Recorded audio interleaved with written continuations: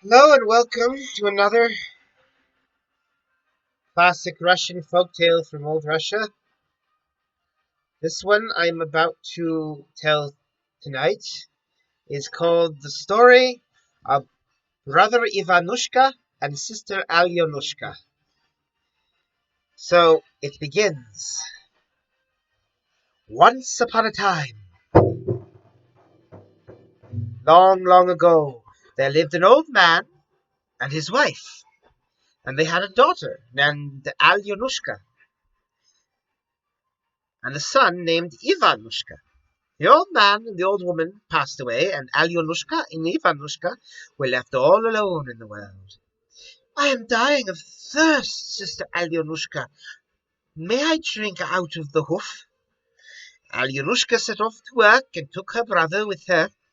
They had a long way to go, and a wide field to cross, and after they had been walking for a time, Ivanushka began to feel very thirsty. Sister Alionushka, I am thirsty. Be patient, my brother. We shall soon come to a well. They walked and they walked on, and the sun was now high up in the sky, and so hot were the two that they felt very blue. They came upon a cow's hoof filled with water, and Ivanushka said, May I drink out of the hoof, sister Alionushka? No, little brother. If you do, you will turn into a calf. Ivanushka obeyed, and they walked a bit further. The sun was still high up in the sky, and the heat was so bad that they felt very sad. And then they came upon a horse's hoof filled with water, and Ivanushka said, May I drink out of the hoosh, sister Alionushka? No, little brother, if you do, you will turn into a foal. Ivanushka sighed. They walked on again, and they walked and they walked, but the sun was still high up in the sky, and the air was so dry, and they felt that they would almost die. And they came upon a goat's hoof filled with water, and Ivanushka asked his sister, Alionushka, Alionushka, oh yes, no, little brother, no, you must not drink from that. You will turn into a kid, a baby goat.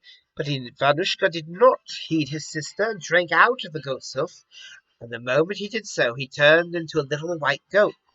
Alionushka called her brother. Instead of Ivanushka, the goat came running out to her. Alionushka burst into tears. She began sobbing on the ground by a stack of hay where the little goat skipped round in play. Just then a merchant chanced to be riding by. What are you crying for, pretty maid? Alionushka told him of her trouble. Marry me, little maid, pretty maid. I will dress you in gold and silver, and the little goat will live with us. Alionushka thought it over and agreed to marry the merchant. They lived happily together, happily, and little goat lived with them, and ate and drank with Alionushka out of the same cup.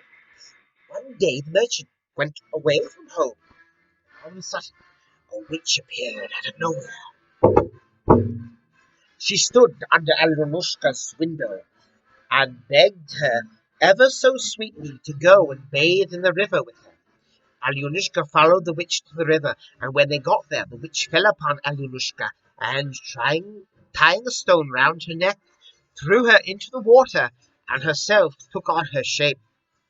Then she put on Alionushka's clothes and went to her house, and no one guessed that she was not Alionushka, but a witch. The merchant came home, and even he did not guess. Only the little goat knew what had happened. He went about with drooping head and did not touch food or drink. Morning and evening he never left the river bank, standing at the water's edge, and said, Sister, dear sister Alionushka, swim out, swim out to me.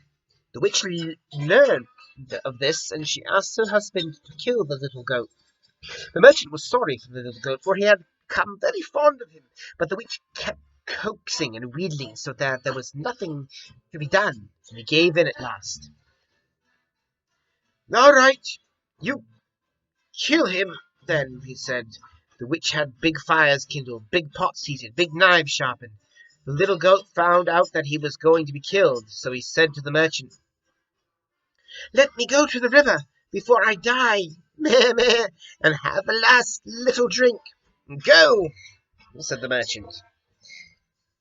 The little goat ran to the river, stood on the bank, and cried piteously, "Sister, dear sister, Alionushka, swim out to me. Fires are burning high, pots are boiling, knives are ringing, and I am going to die."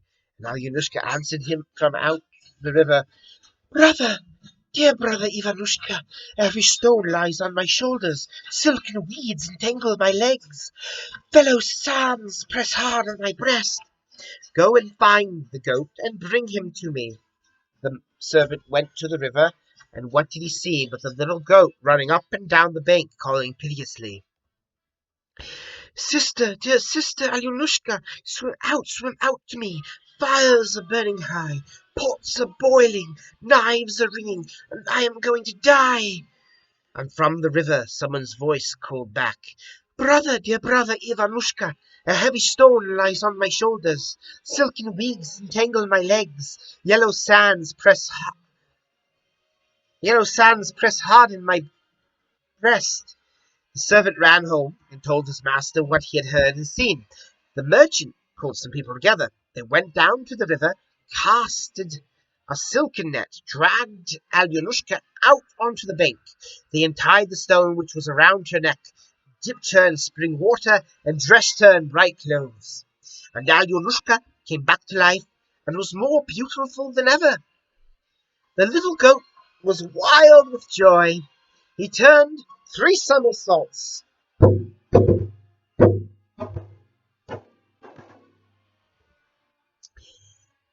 and lo and behold, he was changed. Uh, he was as joyous and merry as ever, and healed completely. And the wicked witch was tied to a horse's tail, and the horse turned loose into an open field. And there they all lived together, Alionushka with her merchant husband, and Ivanushka, who remained a goat from that day forward. The end. Now, if you want to know why Ivanushka remained a goat, you can go to In a Certain Kingdom and hear Kotar's telling you this story. And then afterwards, he gives a much detailed explanation um, of this story. And I know he said as a child, he always was upset that Ivanushka remained a goat. He wanted him to, become fully human again. But then he says, well, he realizes that Ivanushka had to remain a goat. And, well, I'm not really good at memorizing. I'm not really good at explaining deeper symbolism. So I recommend you go to Nicholas Kotar's In a Certain Kingdom.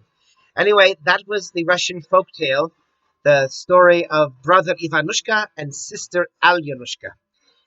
That is all for Russian folktales tonight, and I will see you soon. Spokojnej noci, maleshi. Good night, little ones.